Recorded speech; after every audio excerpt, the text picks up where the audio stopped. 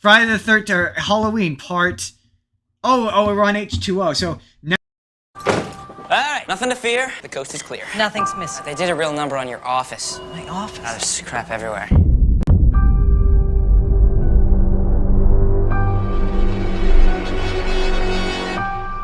Got mail. Birthday card. It's only 2 months late. I'm impressed.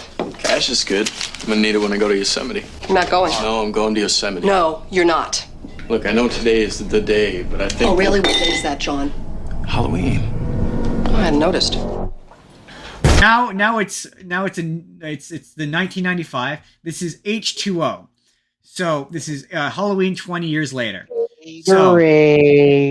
So this one takes place after 2, but it's after 2 because she still believes that, Michael Myers is still her brother.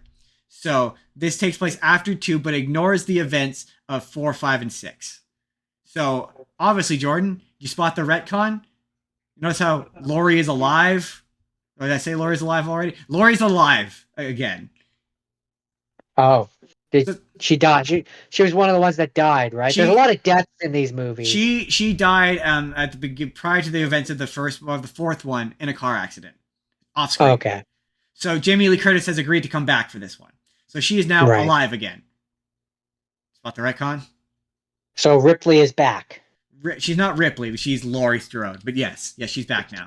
Justin, she's this movie's version of Ripley. Come on. So so now Michael Myers is now not a spooky ghost man. He's just a regular guy again. And she has a son. Also, I don't know if it's his first film, but it's just shoot him in the head. Joseph Gordon-Levitt shows up and he gets killed. Michael Myers does not have the line that Jason does. He will kill anybody. And the thing that's frustrating for me is it's never made clear as to why. Like, he'll kill some people, but he won't kill others. Like, there's no real distinction made as to why he picks who he does, which becomes frustrating when you get to later movies. But so she effectively moves away from Haddonfield and moves to California and has taken a fake name and is hiding out, and she now has a son who's played by Josh Hartnett. And Joseph Gordon-Levitt shows up at the beginning of this movie. When he was a kid, he's still a kid at this point. He's killed by Michael Myers, who manages to find out that Laurie is where she is, and he tracks her down and, does a big old Halloween, tries to kill her, whatever. And at the end of this one, she kills him. Like, straight up, just chops off his head with an axe. So, he's dead. She does a scream. That's how the movie ends. And it's in terms of the timeline, it is Freaky Friday era Jamie Lee Curtis. Okay. She has the same haircut. In fact, I wouldn't be surprised if that's the reason why that character has short hair. In fact, now that I'm thinking about it, that might be no, maybe not, because this came out. I don't know what year Freaky Friday came out, but she had that hairstyle, that short hairstyle. So it's about then. That's the timeline. So now Michael Myers is back, and he's just a regular guy again. And, well, he's dead. He's now dead. And they made one more. He's dead until the next one when they retcon it, and he's alive again. Right? But this one, I didn't mind this retcon, because it was a retcon. Like, they didn't be like, oh, he can regenerate his head. Like, they didn't do that. They were like, he's dead. And that was the big thing with Jamie Lee Curtis, is she was very much like, this needs to be like a definitive end. Like, this needs to be the end of this franchise. I want him to be dead. And so that's why she got to cut off his head at the end. So, yeah. He, for all intents and purposes, until I speak the words about the next one, is dead. Okay. Alright, nothing to fear. The coast is clear. Nothing's missing. They did a real number on your office. My office? There's crap everywhere.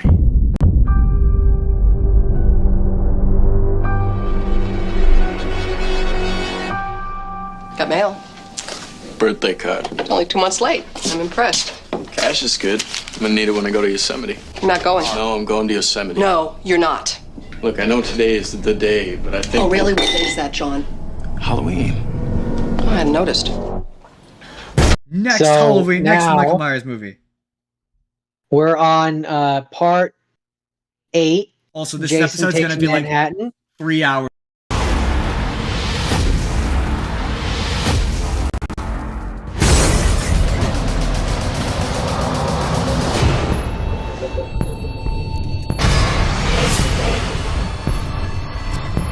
long, just so you know. Like, there's no way it's not gonna be. No, yeah, it's Jason on a boat.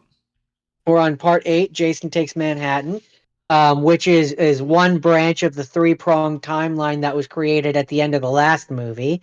So in this one, electrical cable brings him back to life again, and then he ends up on a senior class cruise to Manhattan, where there's a group of students and stuff, and he starts murdering and killing and murdering and killing. Right. Really the only part of this movie which made me uncomfortable a little is so there's the uncle who I guess is the principal or teacher or something. I don't remember what he is. But there's a part where one of the troublemaker bad girl, who doesn't do her homework or whatever, um essentially tries to blackmail him by like being in less clothes than a student should be in around her principal teacher. I don't actually remember what he was. And another one of the students is recording it, and it's, blackmail and stuff. And it's just that part I'm like, she's supposed to be like Ooh. in high school. That's uncomfortable. I know graduating, but still, Ooh. that's This not one, good. But to be fair, it's played like it's not supposed to be a good thing. I'm Which I'm gonna play the clip. I'm gonna edit this into a video later, and when I do, I'm gonna put the clip in here.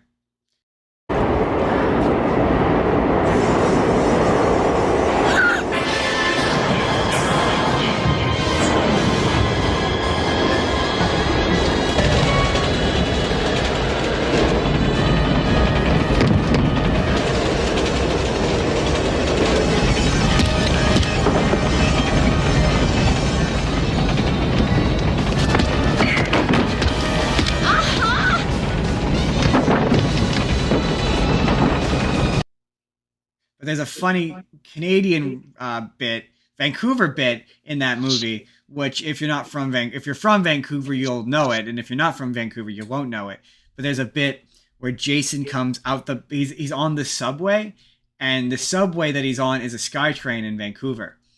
And he comes out the Expo line specifically for those who live around here. Who live around here will know it's the Expo line specifically, and the SkyTrain. I don't. If you're unfamiliar, is like our version of a subway, but that version of it, the trains are not connected.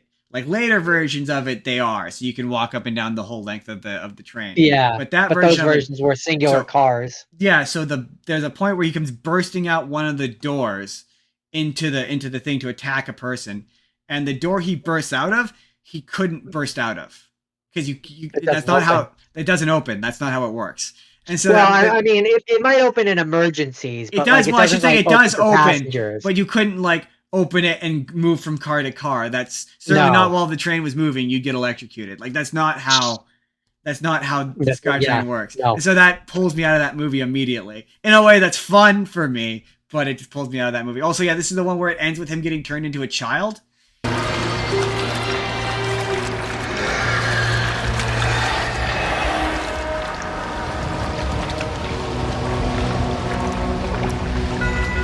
He like gets doused in like goo. He melts away with when the sewer is flooded with toxic waste, and then he's like there as a kid, but it's like, is he actually there, or is she yet again like hallucinating? Is it a real thing? Is it not a real thing? They never explain it, and they never acknowledge it, which is why in my head canon, that's the end of that timeline. I mean, they also never. He doesn't really take Manhattan all that much. I think he winds up being in Manhattan for like at most like 15 minutes of that movie. Most of that movie is he's on the boat. He's in it enough that it doesn't bother me, but there's some really funny sequences. There's some funny interactions there. Like he is fixated on killing them. He will not kill anyone else. To the point where like he's like they're running down the street and he runs and he like bumps into these hoodlums or whatever, and they're like, "Yo, man, like what the hell are you doing?" kind of thing. And he just lifts his mask, and they're like, "Whoa, man, like whoa." I don't have time for you right now. we ain't dealing with that, man. I got time for you. He's And got a Jason just goal. continues hunting. I mean, you gotta respect a goal-oriented man, you know. But that's his adventures in Manhattan.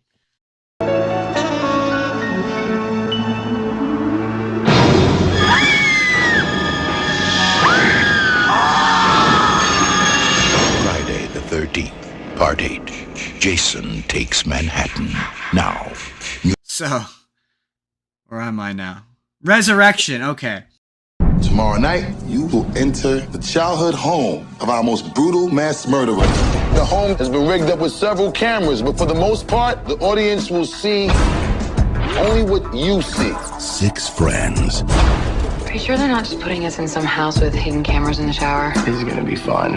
Have been offered fame and fortune. That's the American dream. All they need to do, All the windows will be boarded up and all the doors will be locked shut behind them. No one will be allowed to leave until the show is over. is stay the night. So, Jordan, Resurrection. As it turns out, Jordan, Michael Myers isn't actually dead. I know I said he was dead, but Jordan, he's not actually dead. It turns out that Laurie, when she decapitated him, turns out that she didn't actually decapitate him, and that somehow Michael Myers switched clothes with him and like put his mask on him, which doesn't really make any sense because the one thing Michael Myers does not do is give away or leave behind his mask. It's like his face. It's like the one thing he cares about.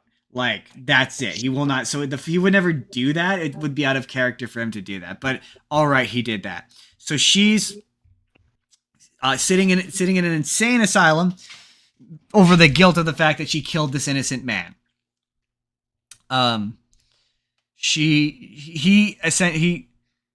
Michael shows up and they fight on the roof.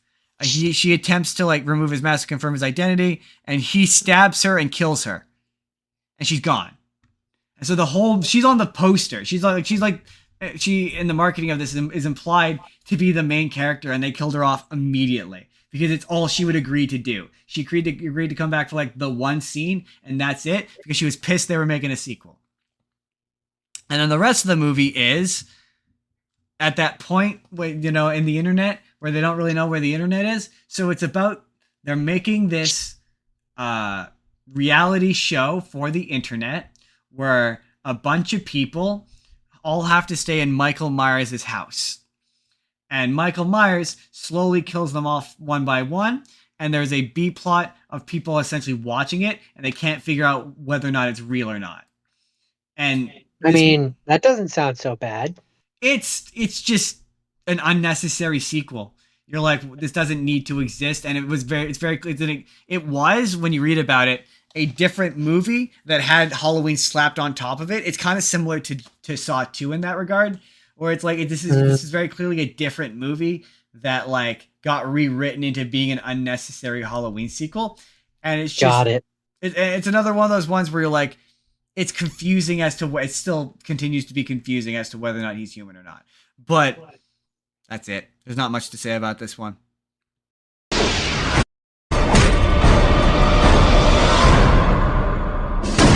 Hello, Michael. I knew you'd come sooner or later. What took you so long?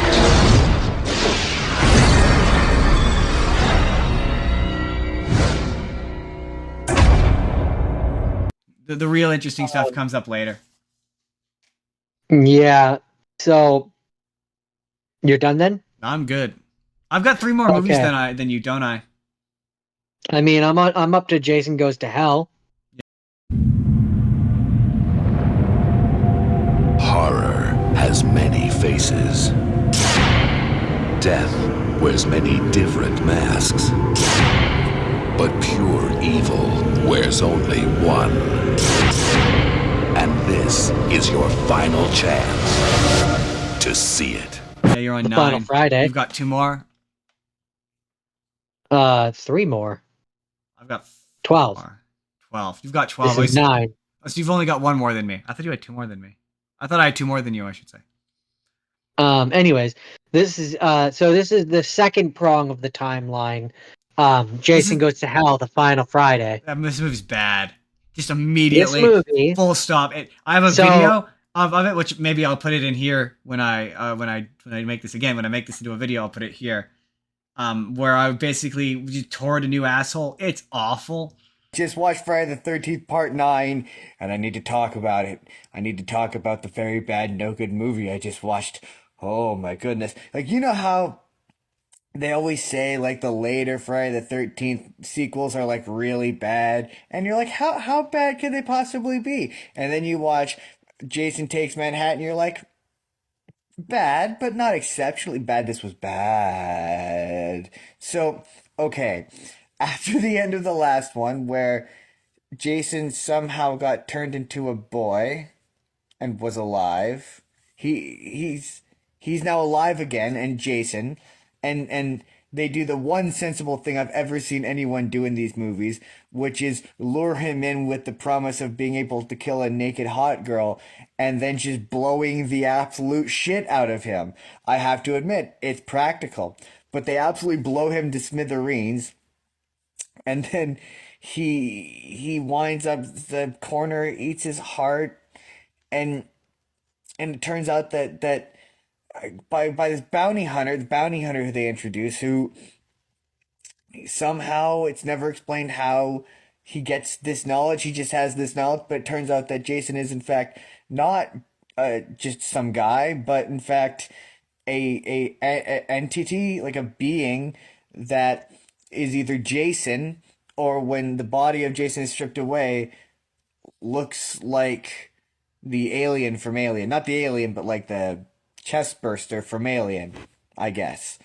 And now Jason, now much like Halloween, I guess, has his own female relative he now needs to pursue, where he needs to merge with her to become Jason again, I guess.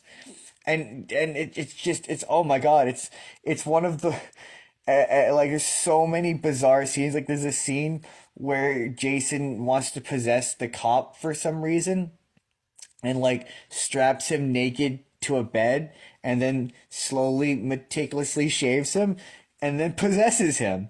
It's also needlessly weird and cruel, even for these movies. Like, for whatever reason, when it's just Jason, it's kind of emotionless when he murders these people. But when it's like with regular people, it's weirdly personal, and it's kind of like, ugh, like icky. Oh my god, yeah. The only cool thing about it is the ending, where you see Freddy drag the thing. Like, if I were watching this for the first time, that would maybe be, and I was like really into these movies, like I'm kind of becoming, and I was watching this in the theaters, that'd be really cool. That'd be really dope to be like, oh my god, it's Freddy Krueger. He's gonna fight Freddy Krueger. That's really cool. But the rest of the movie is, it's nonsensical garbage, and it tries to add stuff to Jason's backstory that like contradicts 8 previous movies, and it just doesn't make any sense. Oh, also Jason just grunts now, and he makes noises, and it's very silly and cartoony, and yeah, it's just a very not good movie. Oh my gosh. Okay, I'm done. I'm done complaining about this now. So, okay. Awful. Here. Okay, so this is the third one that I was talking about when I say he's not Jason. No. He is Jason until the in this end, one, when he becomes which Jason. is at the he beginning. is Jason. He is technically Jason in this one, which is why, to me, if I'm putting a scale like of like best Jason to worst Jason movies, this one has to go above the one where it's a copycat killer, because it is at least technically Jason Voorhees. That is such a fair argument, but no, man, this movie's so much worse, though. But if we're talking about my personal list, this is, to me, the worst one. I hate garbage. This one. It's so bad. So bad. It's so bad. Not only is it's it so not bad. Jason, it steals a shit ton of. I don't remember it specifically. I know that this is the one where he now has a long lost niece that he needs to find, whom he has to merge with so he can come back to life. He has to merge with a Vorhees, because there's one point where he starts to try to do it with the baby, but right. And then he puts his heart inside her, and then she turns into him at the end. A Voorhees woman doesn't have to be a living woman. Duke, that thing's in the basement with Jessica's mother. Holy Mother of God.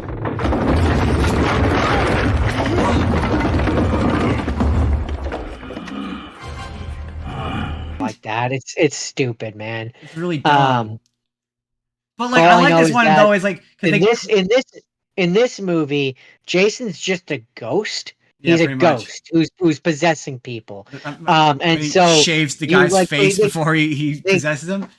Jason likes to and be it's clean also cut. important to note that I believe this one is the first one that was done by Fox. Yeah, they did a bad job. Um, But also, all like the other again, ones, we're on part 9. all the other ones were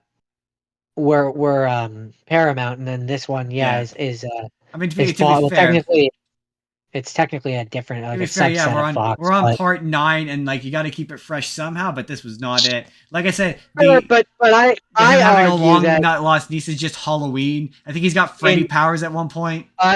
I argue that in lieu of doing that, well, I mean, there's just also the fact that he's not behavior.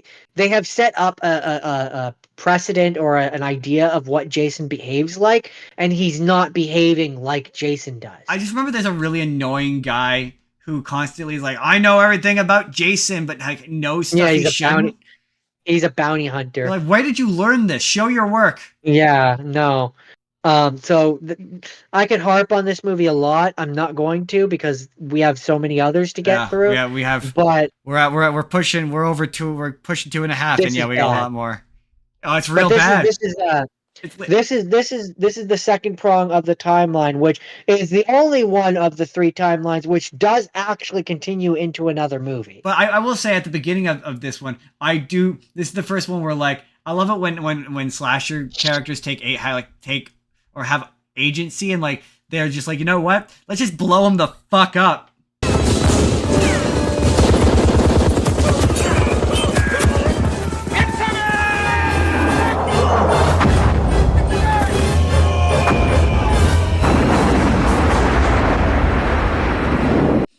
Yeah, the world has kind of, or the FBI has discovered what his deal is, and they're like, yeah, no, we're just gonna like blow him up with missiles, man. Yeah, we're just gonna nuke him. Like I respect it. The same thing with the next one where it was like, yeah, I love it when they hit that point where they know him, they know what his deal is. It makes these movies more fun. But that's Jason Goes to Hell. Oh, bad movie, man. But the only thing I think also this bad. one ends. This one also ends with the stinger for. The only other good thing is it ends with the stinger of Freddy versus Jason.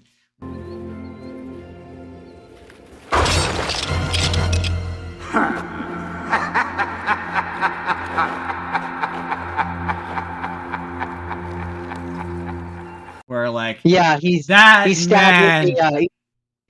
with the mystical dagger, and then he's dragged into hell, and then you see Freddy's claw come up, and the laugh. That's like that the 19. That would have been. Oh my god! But like, can you imagine? Like you're sitting there watching this awful movie that's bastardizing this franchise, and then you get to the end, and it's like, I'd like to talk to you about the Avengers Initiative. Like that's effectively what that is. You're like, whoa, like I feel like if you and I had watched that in the theaters like that, like and we saw that, we would have turned to each other and been like, that was a bad movie, but it might have been worth it for that stinger at the end. I mean, we definitely wouldn't have called it a stinger, but like I know the notion of characters teaming up or crossing over is well known now, but it wasn't back then. That would have been you would not have expected that. And I will give 1 point. That's why it doesn't get a 0. It gets a 1 because it's got 2 things I like. That's it. That's it. Otherwise, I hated that movie the first time I watched it. This is your final chance to see it.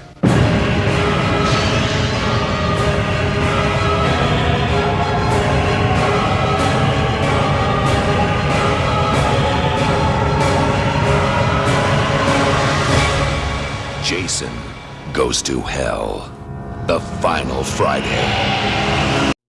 Where am I? I'm in the reboots. So now, Rob Zombie has taken over this franchise, and he is. Tonight's brutal murders. was described by police as Manson-like in its viciousness. 3 people brutally murdered and a 10-year-old boy being held in custody. Done a reboot, and the difference between his reboot, and I actually like the reboot. Okay, I like the reboot more than the original. However, that comes with an asterisk, because this one goes into Michael's backstory. So it expands upon, how I said the movie opened with him stabbing the sister. It expands upon that. So you find out he has a family. His mom's a stripper. She's dating a real piece of shit. And he's got the sister. And you find out more about the sister. And it is one part like an interesting exploration into it. It almost tries to like make you sympathize with Michael, because it's sort of implied that he's dissociative.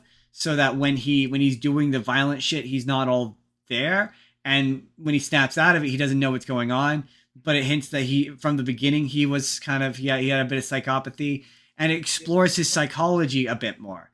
And it also makes like Dr. Loomis into a flawed character who like is trying to help, but is also benefiting from his relationship to Michael financially by being the guy who studied the psychopath.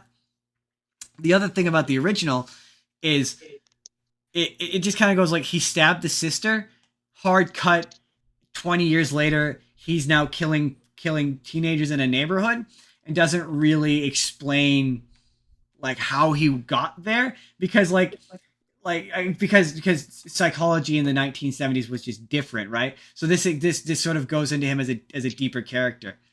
That having been said, it is really violent in a way that's like unpleasant, and that's not like fun like the Friday the 13th movies are. And characters don't. Rob Zombie wrote it, and there's a lot of moments of being like, girls don't talk like that.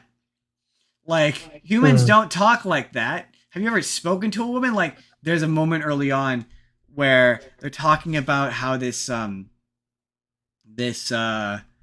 pharmacy or whatever is getting shut down, and the girl goes, the guy from the pharmacy was a big pervert. All he wanted to do was have sex with me. And she has this bagel, and she's like, ah.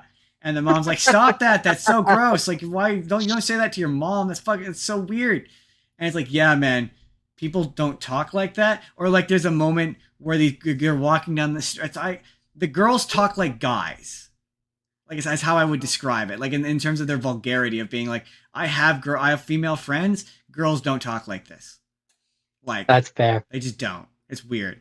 They're talking way too broific. Yeah, pretty much. And my other thing is, the first time I watched this, and when I watched it this last time, I watched the unrated version. Comes with the trigger warning. So there's 2 versions of this movie. There's the theatrical cut. There's the director's cut. And in the theatrical cut, he's being transferred to another prison, and that's when he escapes. He breaks free, and that's when he escapes.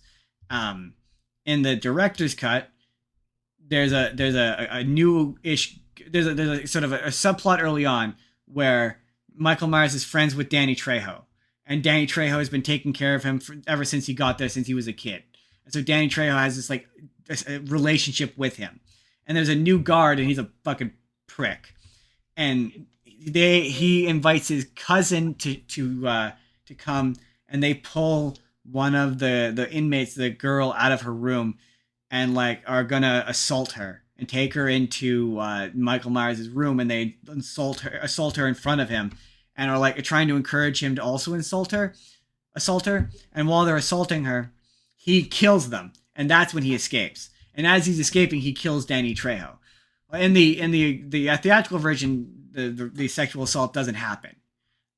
So there's a scene later on in the movie where Dr. Loomis is giving him shit for letting Michael get away, and the warden is like, are you criticizing my security measures? Are you saying that my security is no good? And it's like, yeah, man. Like, they went into his room and left the door open.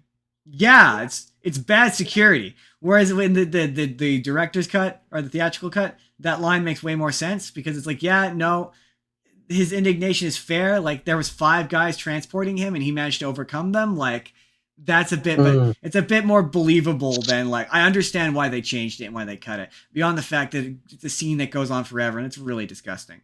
It doesn't really add anything. No, it doesn't add anything. It's just awful for the sake of being awful. The movie's already awful enough, and then from that point on, it just becomes a weird, like a weirdly faithful shot-for-shot remake of the original movie, to the point where it's just not very interesting. Like. The only thing they keep from the second movie is now no, actually it's not, that doesn't even happen. You still find it out in the second movie now that I'm thinking about it. But yeah, there's the scene that he kills the friend. Oh, one more interesting thing. One of the characters is a cop, and one of his victims is her name is Annie, and the cop is played by Brad Dourif, who plays Chucky. And it's just weird to hear Chucky be a cop. And there's That's moments funny. Where he's being sincere and like supportive that sound sarcastic because he sounds like Chucky. It's really bizarre. But there's a sex scene involving her and her boyfriend where the boyfriend's costume, like how he's dressed, and the dialogue is like word for word identical to the original, but just with the 2007 sheen. It's very strange. It's very odd. It's not terribly interesting. And this movie very much is like he's a man. He's a man who can be injured. Like he can be hurt. Like he's not some sort of immortal super being. And that's the remake. It's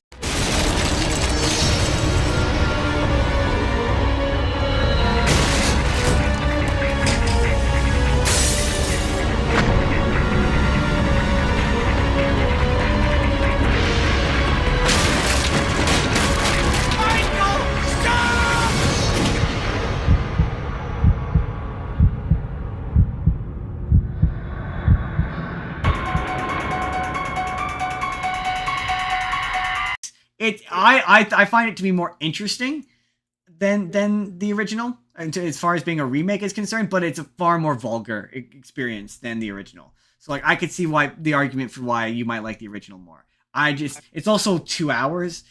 These movies as we go forward start to become 2 hours long, and that's too long. It's too long. An hour and a half, hour and 45, perfect length for these movies.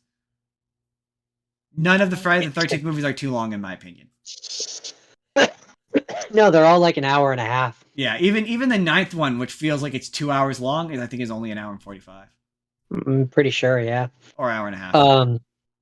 So third prong of our timeline split here is Jason is yet again alive. He's in government capture, and you say split scientist, timeline.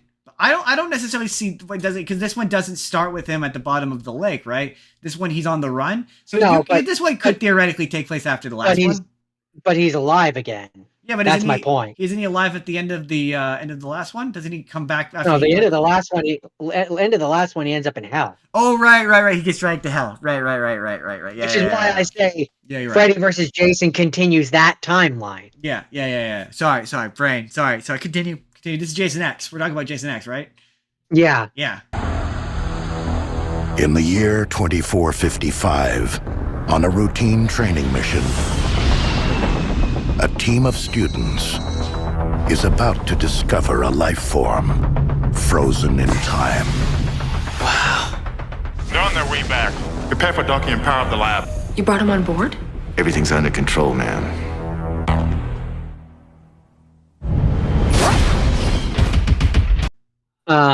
Reason why I make the joke that they're each in their own timeline is because then you don't have to explain why he's just alive again. Yeah. That makes sense. But this one feels like I say this is the point where they realize that slasher movies. This movie is sort of why, in my opinion, why Scream exists, because this is the point where they realize slashes were silly. They weren't scary. So what's funny is this movie's more of an action movie than it is a horror movie. I would this say. One you can I feel the influence of other movies in this one. I jokingly said this to you during the week, but I do maintain, to me, this is Jason by lieu of Alien. This is them doing an Alien. Yeah, they're trying to do this is 2000, so they're trying to do a sci-fi spin. Yeah, well, again, it's the 10th one. You need to keep it fresh somehow, and Jason Goes to Space is the way. And And so, yeah, no. Basically, the one scientist in the past is like, we need to put him on ice because that's the only way to stop him from murdering people. And then the other like military people are, of course, like, no, no, no, no. He's an immortal thing. We need to study him and figure out how he works. Right. And then Jason breaks loose, inevitably ends up getting frozen, and then they end up like 400 years later. Yep. On a spaceship. On a spaceship. Jason Voorhees in space. And then of course, like you have him, he ends up versing, and this is part of why I attribute it to Alien, is because he ends up fighting like an android robot lady. Yes, he just does. Just like the ones that are in Alien. And then there's a kind of impressive effect for the era, at least in my opinion, where they carry around her head for the rest of the movie. Yeah. It doesn't look bad. At least I don't recall it looking bad. The part that I find very funny is, so like he's seemingly killed, like the cyborg lady like blows him to hell, and then the nanotechnology brings him back. It's and Uber Jason.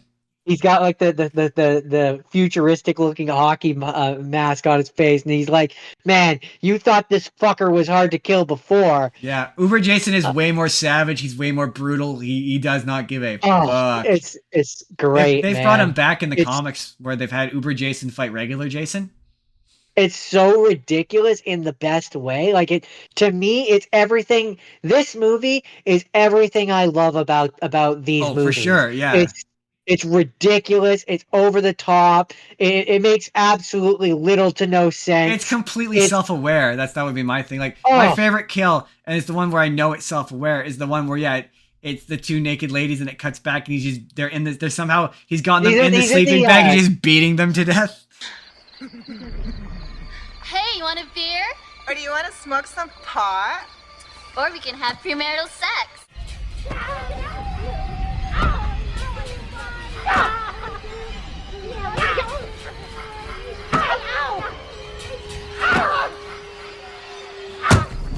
Oh no! It's funny because shortly after you told me about that one, I got to that scene. Basically, in the movie, to refresh your memory, he's on essentially what is the holodeck. Yeah, he's on the holodeck. Yeah. And they're like, Jason, like, hey, do you want to have premarital sex with us? And then they climb into the sleeping bags, and then it cuts away and it cuts back, and he's just beating one of them with the other. It's so funny. Like, it's so funny. It's so ridiculous. It's so silly. And it's okay we're laughing at it because they weren't actually real people. They were hologram people. And so he ends up getting beaten by, like, he's incinerated in Earth 2's atmosphere.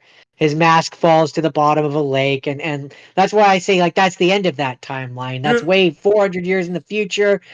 They don't do anything else. And then the question becomes, what do you do next, Jordan? You verse Freddy. Nope. That's why. You verse Freddy. You verse Freddy. That was a big. They needed to save this franchise. But that's it. That's it for Jason X. I don't. What the hell is that? You've got to be kidding me. Oh, wow. He's been modified. Oh, you think? You guys might want to run.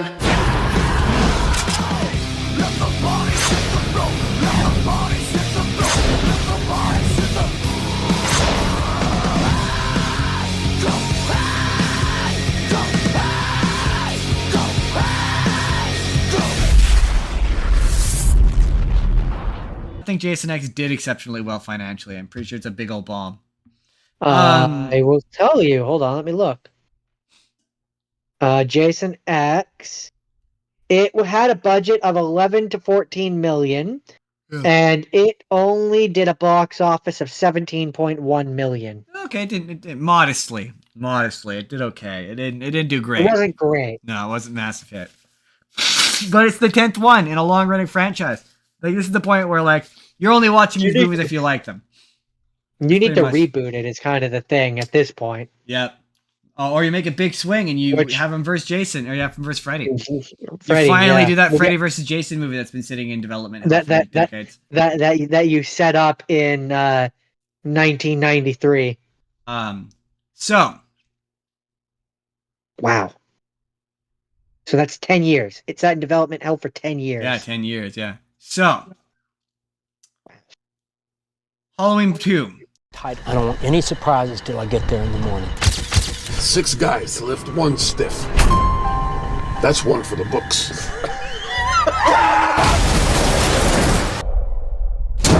Help!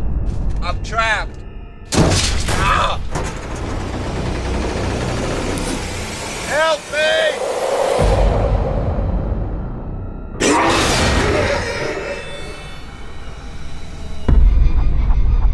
Halloween 2 is the sequel to the remake. And it is now, I don't know how long later. Laurie is severely traumatized from her experience with Michael Myers, whom she believes is dead. And there's a multiple subplots. There's a subplot involving Dr. Loomis going around trying to tour a new book and trying to like rehabilitate his image because everyone hates him because they all believe that he's profiting off of people's misery, which he is. But he's become like a real like self-absorbed prick. Just a real. He's the. What would you know him from? I don't know what you would know him from, but anyway, he's just become a real, absolute real prick. And Laurie basically she discovers that she is once again in this timeline in this remake Michael Myers' sister, and that she is starting to have the same kind of psychotic tendencies that he has, where she wants to hurt and kill her friends or whatever. And the big thing with this one is you now see kind of in this universe what Michael sees. So Michael comes back and it turns out he survived being shot and he's just like become this like crazed, like wild man. Like he's got this really long beard. He's lost his mask and he sees his mom and a younger version of him. And they represent like his like ego and his id effectively. And they sort of explain what he's thinking. So you finally kind of get to see what Michael Myers is thinking. And he wants to, I guess, retrieve her for reasons that are never made exceptionally clear. This one also features like I think this is the one where it has like a squeezing eyes out. They're really bloody. I'm trying to think if is there anything notable about this one. No, it ends on a really weird note of her like putting on his mask and like staring into the sky. That's it. That's the end of the remake. So those are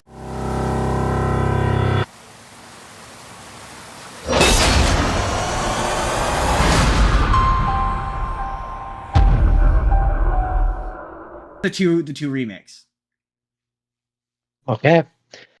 So at this point, we return to the second prong of the timeline after Jason goes to hell. And at this point, they have decided that Freddy and Jason exist in the same universe, in the same world.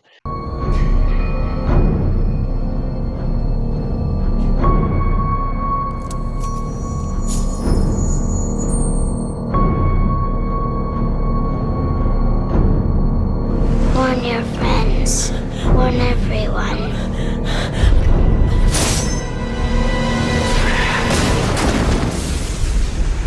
Welcome to my nightmare.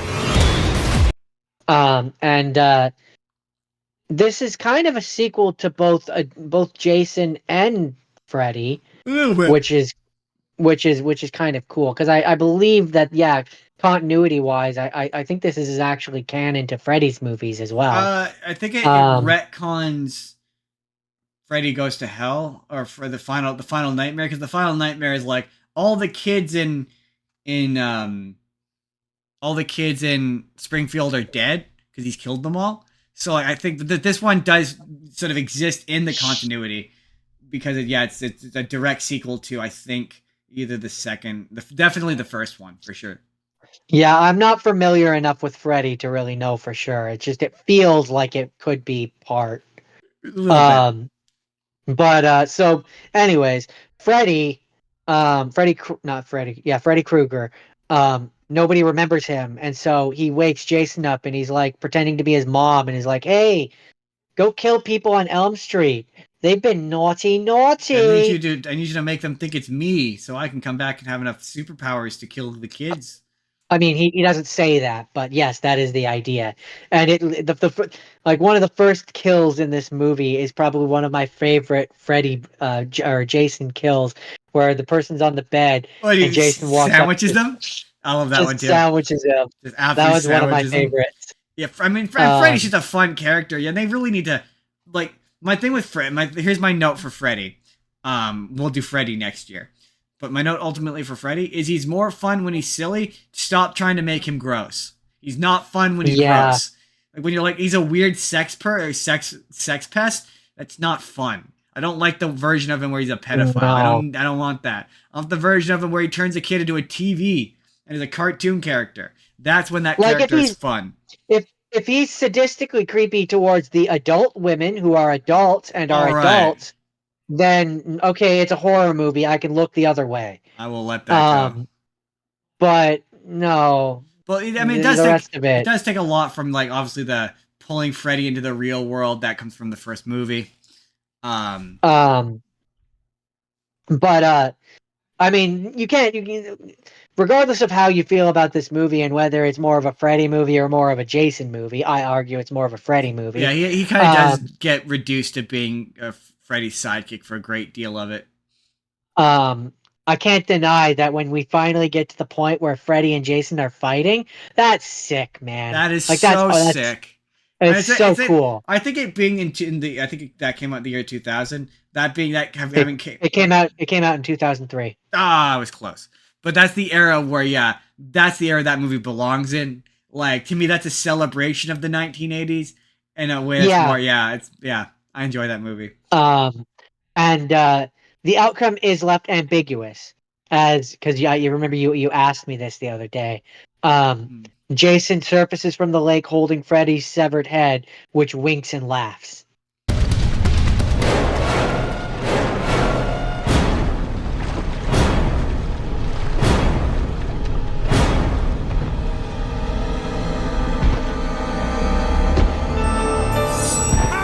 Right, indicating that, implying that they will forever fight forever.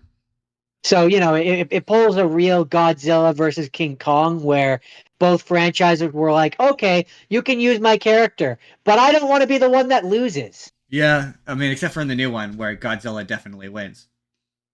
No, but I'm talking about the original. Oh, the original, yeah. I know. Whatever. The other, both characters had to win in some fashion.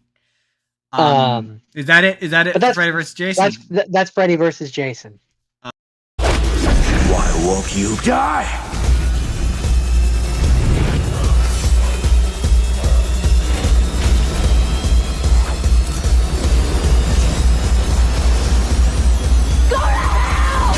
Freddy versus Jason. Place your bets. So we got one more after this. I've got 3. So the year is 2018, Jordan. We are now doing, it's not a reboot, it's not a sequel, it's a requel. Testing 1, 2, 3. We're on. We're here to investigate a patient that killed 3 innocent teenagers on a Halloween in 1978. He was shot by his own psychiatrist and taken into custody that night, and has spent the last 40 years in captivity. Hello, Michael. I have something you might like to see.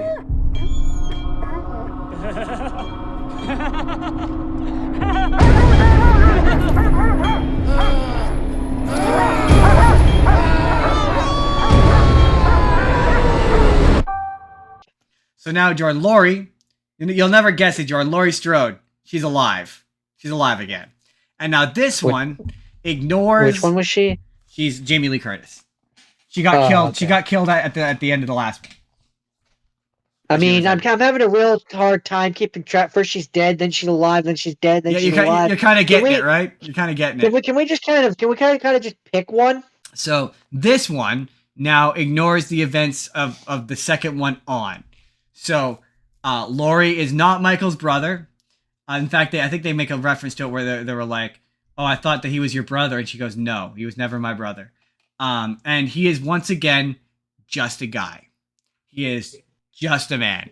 And I'm gonna this is gonna be the culmination of my ultimate point, where there's a point in this movie where she's got like a rack of guns, some of which are high powered rifles. I strongly believe that if you were to shoot him in the head with a high powered enough rifle, his brains would explode. I mean, if he's just a human, yeah. Like these Get movies, a shotgun. there's so many lines in this movie where she's like he's just a guy, he's just a man. Everyone thinks he's this, but then the movie I saw an interpretation of it where it's it continues to be frustrating. Of like, do you mean this metaphorically or do you mean this literally? I saw people who have said that to them it is real, like to this town, like he seems supernatural even if he's not. Like he's just a roided out psychopath, but to them he seems like he's real, and that's what makes him supernatural. Like he isn't actually supernatural, but he just seems supernatural. He's just a really strong guy. But this one ends. I will say that I appreciated the retcon of like, oh, he managed to frame the paramedic from Resurrections, because at least that one didn't go, oh, he's capable of being shot 50 times and still walk around. So this one, it basically, it's about Laurie. She has sort of been traumatized by the events of the first movie and has spent the last... Michael Myers was captured after the events of the first movie, even though he was shot 6 times. And has been in prison for 40 years and just hasn't done anything. He hasn't spoken to anyone. He hasn't said anything. He hasn't done anything. He's just been in prison. And Laurie has been severely traumatized by the first attack and has basically become like the Michael Myers equivalent to like a doomsday prepper. She's got like this big like lair under her house with all these guns, with all these traps, so that if Michael Myers ever comes back, she can get him. And these 2 podcasts, somehow Michael Myers gets triggered and comes out of retirement basically and starts murdering people as a way to get to Laurie Strode to finish the job. And he is at this point 60 years old. He's a 60-year-old man who is doing some incredible things. Does he have like super strength? Movie never says. Like these are he's going up against young people, right? Yeah. At one point he's going up against... This movie wants you to believe... Like is he like catching them by surprise and stabbing them in the back? Like, but other times no. Is it like there's a scene towards the end. If there is a physical man against man, I don't believe that a 60-year-old man is overpowering a young person. Right? And this movie wants you to believe that he can... Unless they're in really good shape. He can somehow overpower... One guy with a knife can somehow overpower 3 people with a gun. Like, it's really weird. But to be fair, the next one does kind of explain it a bit. But now all our old elderly fans who are over 60, who are listening to the Spur of the Moment podcast, are going to come at me and be like, I can take you, and I'm over 60. I mean, there's a difference though between being reasonably healthy and getting stabbed a bunch or shot. In the case, I think he gets shot twice and somehow still trucks along. That's fair.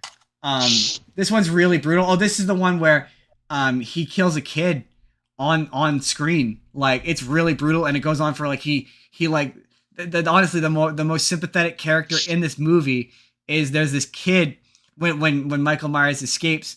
There's this kid who he's in the car and he's telling his dad that he doesn't want to go. I don't want to go hunting with you anymore, Dad. I know it's a thing you love, but I love dance class. I'm missing dance class to do this. I love spending time with you. And it's just this kid who has finally gained the courage to talk to his dad about a thing that he's sensitive about. And then Michael Myers brutally murders him.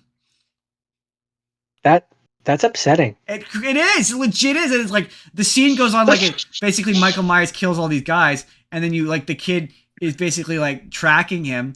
And then he gets in the car and he thinks he's fine. And then you just see Michael Myers like appear out of nowhere and his arm comes out and he like chokes the kid. And he slowly like chokes the kid to death. And it goes on forever. And it's like you full bore see that it's like the holds on the kid's face. And it is upsetting. And that's where I said to you, I was like, that to me is more upsetting than seeing fake looking kid body parts. They're both upsetting, don't get me wrong, but for me, actually seeing a kid get brutally killed, and that happens a couple times where he kills kids brutally on screen, and it's like people were giving Art the Clown shit, but he didn't cross the line of actually killing them on screen. Yeah, it's weird where people's lines are, and I can't explain it. Yeah, it's just I thought that was interesting. That's what made this movie interesting to me. Yeah.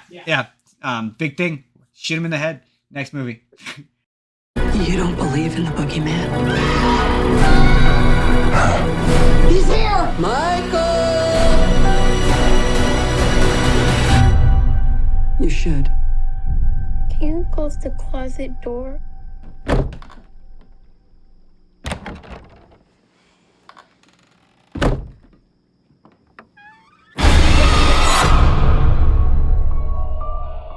Your final one, I believe. Yeah, we move on to the final Friday the 13th, which is not the 13th movie, but the 12th movie, which still burns me. But this one is just an episode of Supernatural. With Jason and with boobs. With some boobs, a little more violence in Jason. Did you know a young boy drowned here? He was my son. And today is his birthday.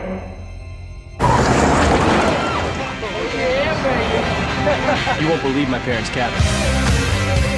Here we are. Pretty nice, huh? Just get your ass to my door and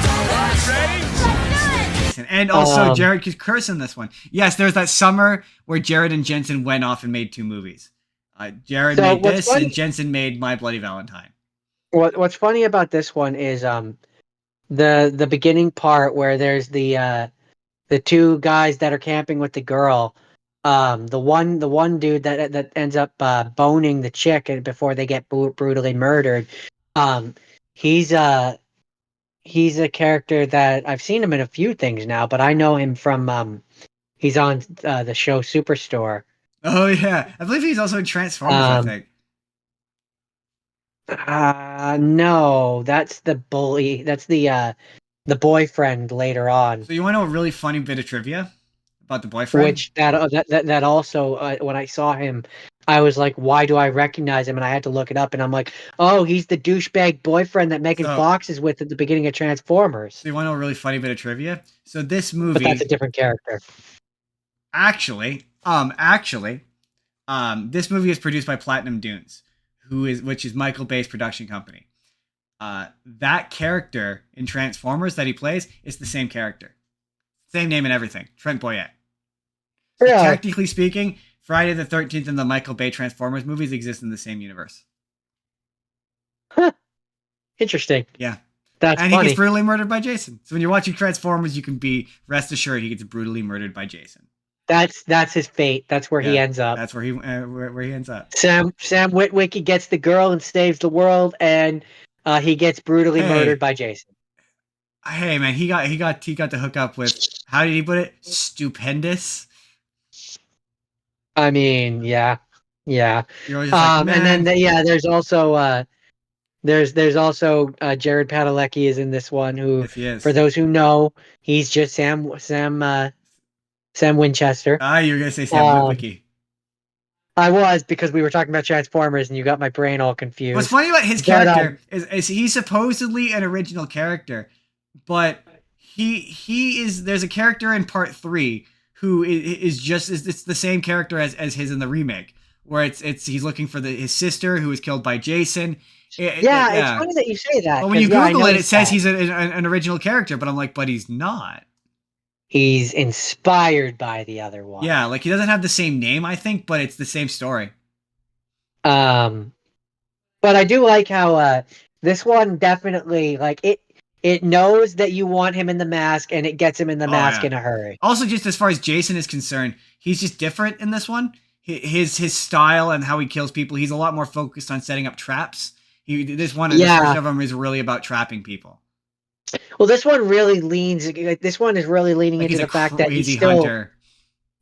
Well, I was going to say that he's still human in this one. Oh yeah, But this one's like he's like they treat And him as so though he's like a and hunter, so like he's hunting them. yeah, well, and so like that's why his style is different than the one that later on we can kind of get to know, is because he's still human here and he's thinking like a human and he's treating Yeah. them like a hunter would. And it's I would have it's watched the very. sequel to this one. I like this one. I'm I would have. always I would have. Well, they're apparently working on another one, so maybe it'll be a sequel to this one. so as okay. We're at the are we at the end? Are we at the end of Friday the 13th? Did you have anything further? I don't have any much more to say. Obviously, we have to.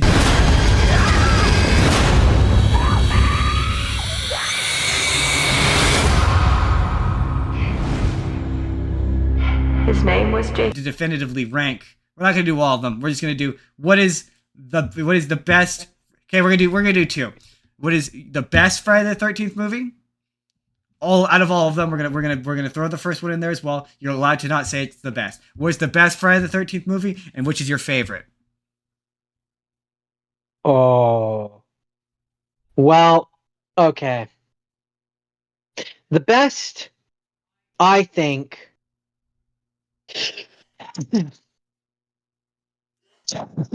Pardon me. Hold pause for suspense. The best, I think, in terms of a movie is the first one, because it's the first one. So it can get away with a lot. And you don't Fair. know what's coming. Like it's set in the past, right? Now if you're asking me what's the best Jason one, then I would probably say Friday. What's the best one, and what is your favorite? My favorite is Jason X, because that one is peak silly. It hits it's just so over the top, and it knows it's over the top, and it's spectacle, and it knows that it is, and I love that. Well, I'll allow it. What do you think is the best Jason movie? Now, see, that's tough. It's very close to me. It's a close battle between Friday the 13th Part 2, which is the first real movie with Jason, and the remake, which is essentially a remake of that. I really enjoy the remake.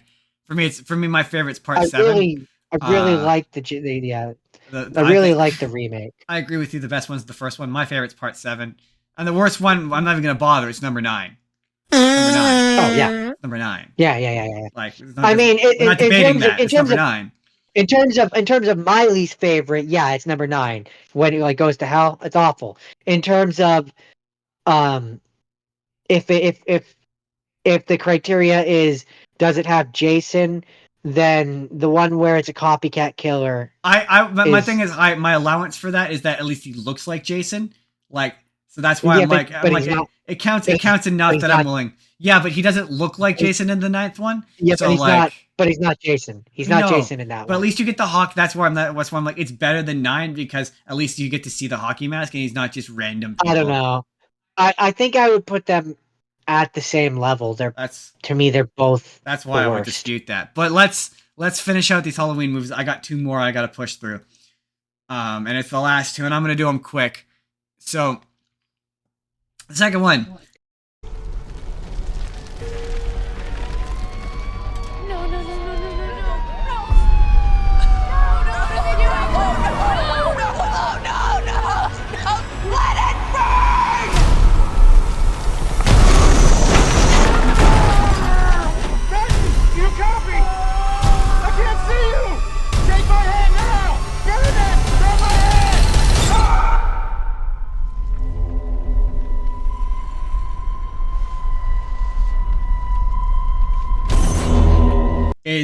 Takes place more or less immediately after the first one. Jason has escaped. He's disappeared. Not Jason. Michael Myers has escaped. He's disappeared, and the town. This one's kind of interesting because it brings back all characters from the first one. So Tommy Doyle comes back. He's now an adult, but it's not Paul Rudd this time. A bunch of characters from the original. There's a girl who she was being babysat, and they're all played by the original actress for the most part. It's kind of impressive. But they effectively have gotten together and they form an angry mob, and they decide that they're going to chase down Michael Myers. and they accidentally chase and corner because they don't know what Michael Myers looks like without a mask. There's another guy who escaped with Michael Myers that they corner, and they're so enraged that they push him over the edge. And the message of this movie is that mob violence is bad, because at the end the mob manages to corner Michael Myers. And so in this one, confusingly, Laurie is like, oh no, he is actually supernatural, and every time he kills, he gets stronger. And so at the end, the mob effectively all like this is the one where like, you know, if like enough of us cornered him and we all had guns and like knives and baseball bats, we could take him. He ain't getting away. He's just a guy. And so they decide that they're going to do that. And they, by the end of the movie, manage to corner him. And they all try to beat him with baseball bats and like stab him and stuff. But he like gets up and fights back. And it's implied that he's healing. And he kills all of them. They all die. And then he disappears. He escapes. So he is a spirit. Well, that's where, okay. Just trying to think. Is there anything else about the second one? The mob. Oh, yeah. There's an interesting scene where at the end where Laurie's kid like manages to like kill him and take off his mask, and she gets killed at the end. Laurie spends most of the movie in the hospital again. I'm stalling. There's something else about that second one. Nope, not coming to me. So that leads us. The more he transcends. Run! Go now! He's the essence of evil.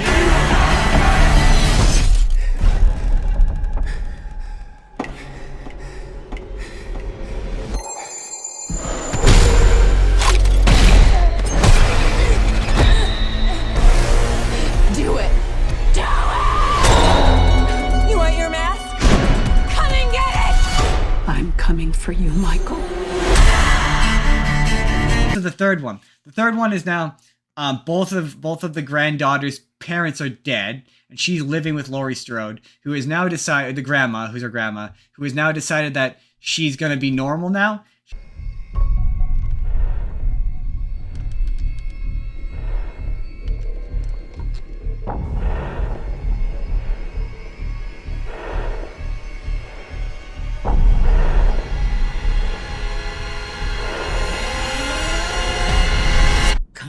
Let's go. She's like, I need to be normal. And Michael is presumed dead. And there's the movie begins with a kid named Corey, who I watched this one this morning, so it's fresh in my mind. He accidentally kills a kid when he's babysitting this kid. The kid locks him in like the attic or whatever, and he tries to like push the door open. And the kid won't let him out. And so he pushes the door as hard as he can. And the kid gets knocked back. And he falls down. And he gets killed. And it's really brutal. The kid is mangled. It's awful. And he manages to get off with involuntary manslaughter. And the judge lets him go. But everyone treats him as though he becomes a social pariah. And everyone treats him as though he murdered a kid. Even though it was very clearly an accident. You're like, I saw... It's one of those movies where...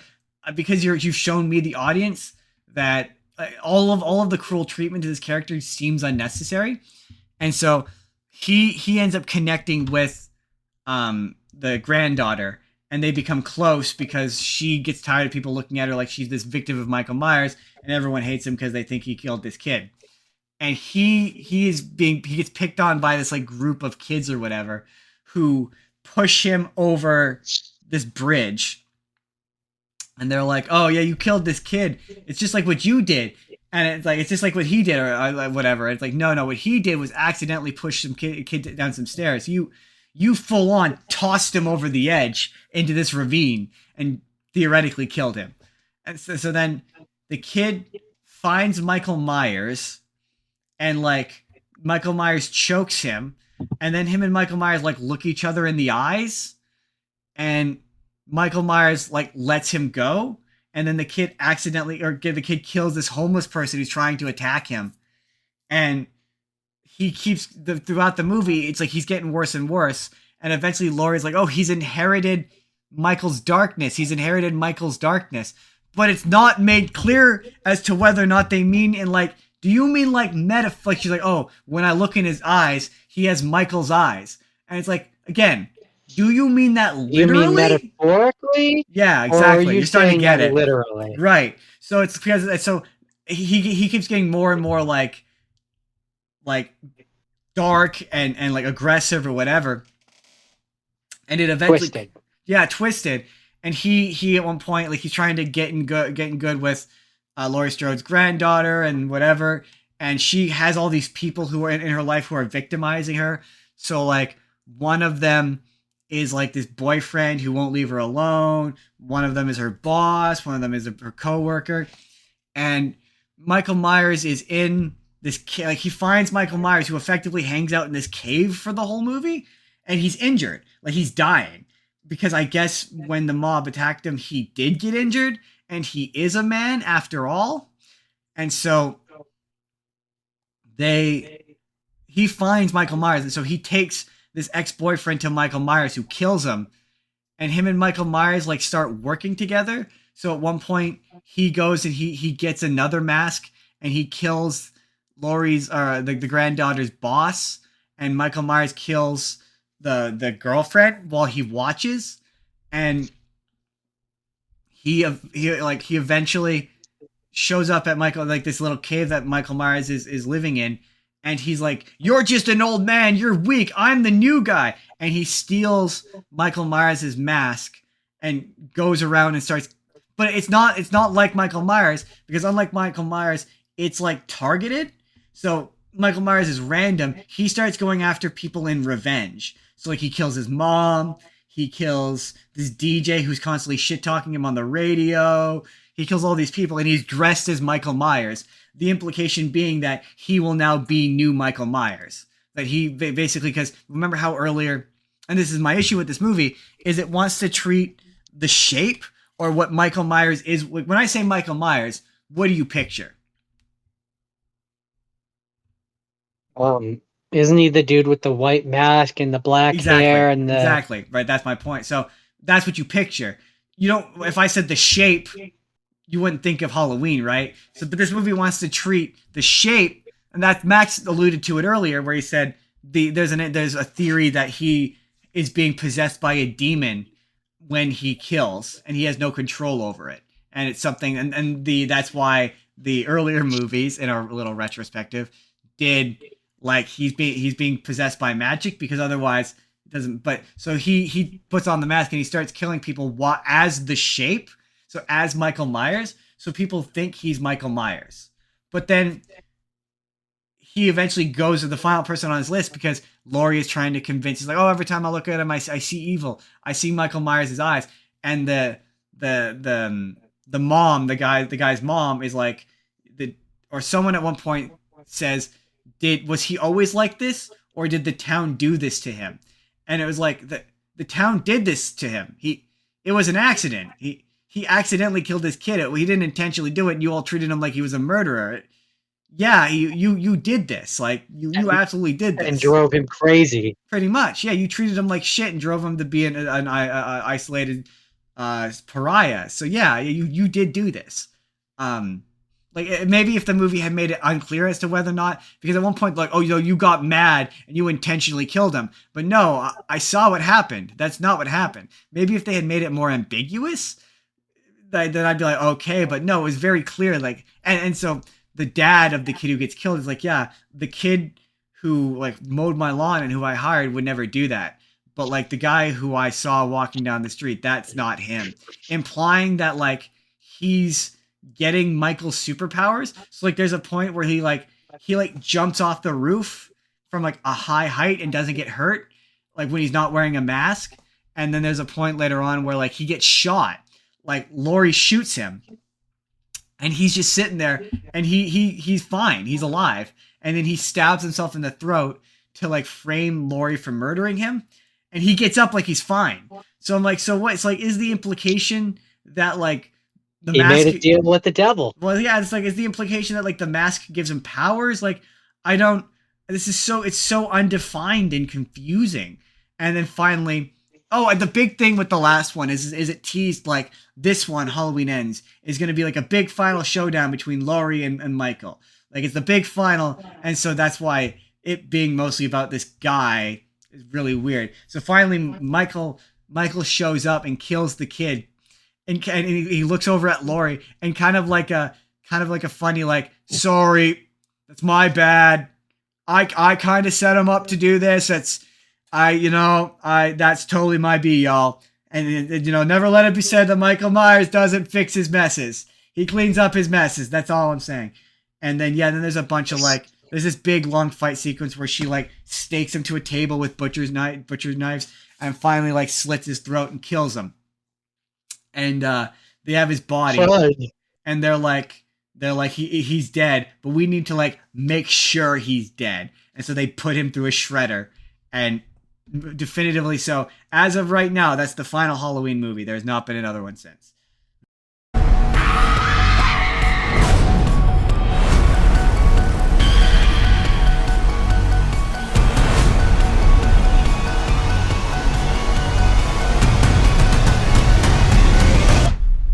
Come and get me, motherfucker.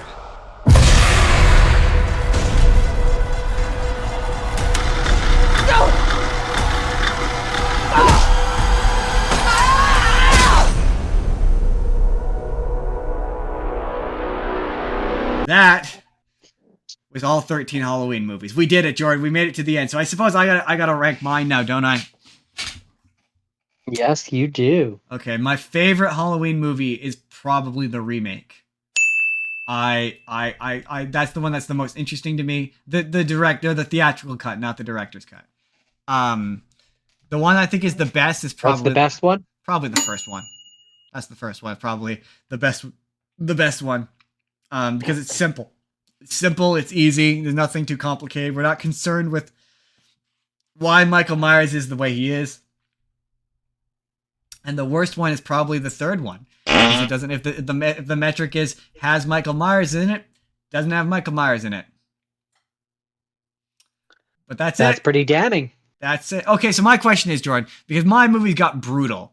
Like they got brutal. Like there's a couple of like I say in this one they have another like he squeezes people's eyes out. There's some brutal kills in this that made me go ooh.